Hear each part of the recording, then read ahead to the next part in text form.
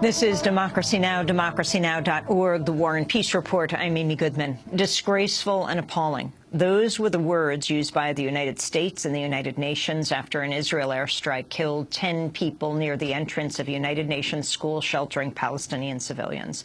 The school was reportedly being used as a shelter for about 3,000 people. It was the second attack on a UN school in less than a week and the seventh over the course of Israel's assault.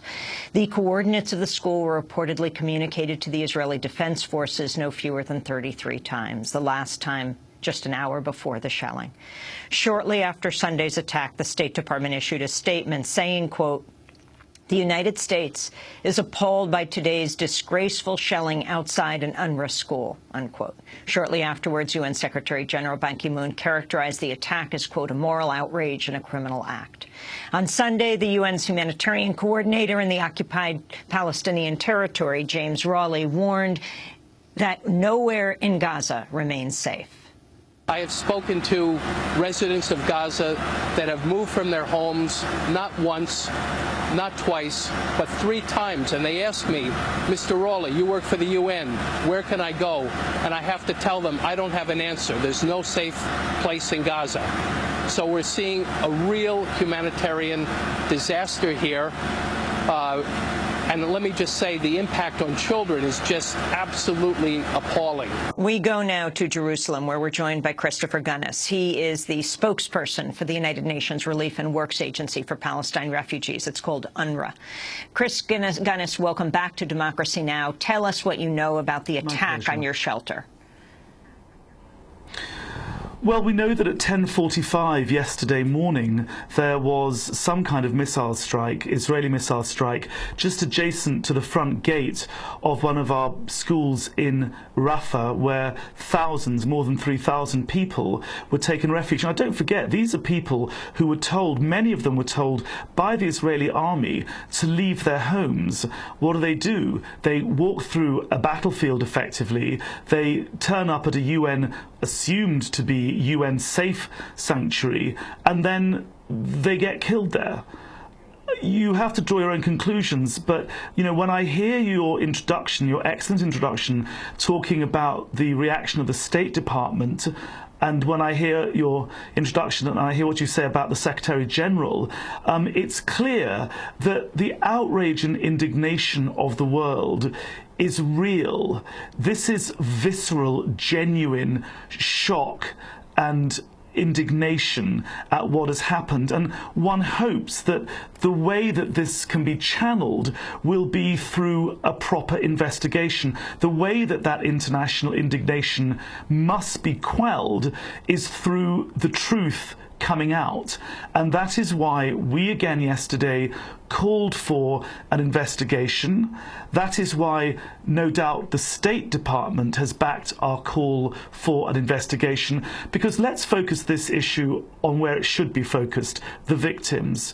If you know anyone who's ever been the victim of this sort of violence, let me tell you that the road to recovery is long and hard, but the first baby step on that painful route is knowing the truth.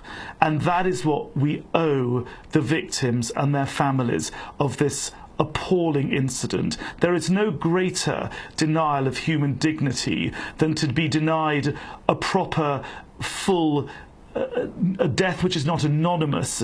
Behind all of these statistics are people with dignity and destinies that must be respected. Christopher Gunnis, an Israeli military spokesperson, said on Sunday that the Israeli military was investigating the attack, the second to hit a school in less than a week. This is what he said. It does not target UN facilities. That has to be clear. We do not target UN facilities. Indeed, in the hours of this morning, the IDF targeted a group of terrorists on a motorcycle, at least 2 people that were adjacent to the school in high speed.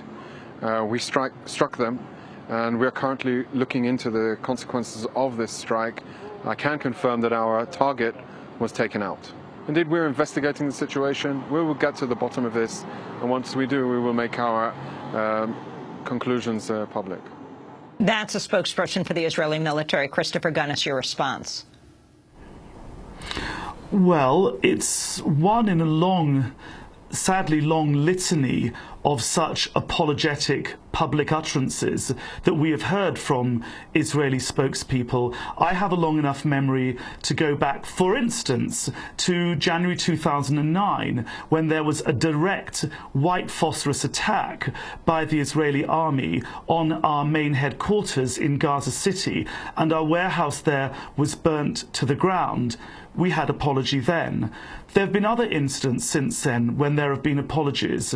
But I ask you, with genuine earnestness, have you seen a full and frank and honest and open investigation such that there have been criminal prosecutions, people actually being held responsible after those sorts of attacks? Because the next time you interview Mr. Lerner, Amy, I hope you will ask him, when was the last time there was a prosecution and there was some kind of accountability and individuals being held responsibility for these attacks? Because surely the proof of the pudding is in the eating, as my English grandmother might have said. So let's ask the IDF, if they are genuine in wanting the truth to come out, where this has happened in the past, and therefore where we can expect this will happen in the future with these attacks that have taken place in the current fighting. I don't have an answer to that question. I'm not saying he's telling an untruth. I'm saying I don't know what the answer to that question is.